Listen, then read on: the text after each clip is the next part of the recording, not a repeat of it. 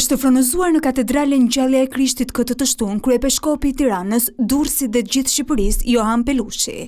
Ky moment i hap rrugë ushtrimit të plotë të detyrës si drejtuesi i Kishës Ortodokse Autoqefalit të Shqipërisë. Gjatë fjalimit të tij të parë si kryepiskop, Johan Pelushi u shpreh se forcimi i unitetit brenda Kishës është një nevojë domosdoshme për të arritur qëllimin e tij. Fortlumturia e tij nënvizoi se diktatura shkatërroi muret e jashtme të kishave, por jo zemrat e besimit.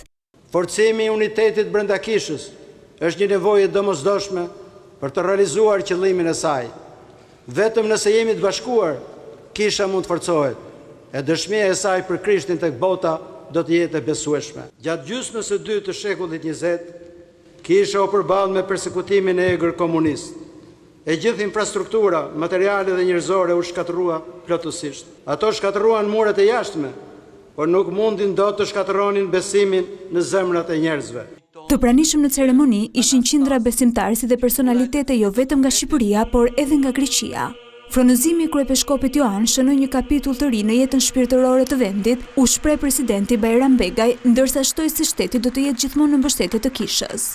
Fronozimi i fortëllimturisë së tij shënon një kapitull të ri në jetën shpirtërore të vendit tonë. Në këtë mision të madh, ju nuk do të jeni vetëm. Kisha, besimtarët dhe shqiptarët do të jenë gjithmonë me ju, dhe shteti do të mbështesë gjithçka që shërben për të mirën e njerëzve, që forcon harmoninë dhe bashkëjetesën mes besimeve, që forcon mirëkuptimin dhe vlerat që na bashkojnë.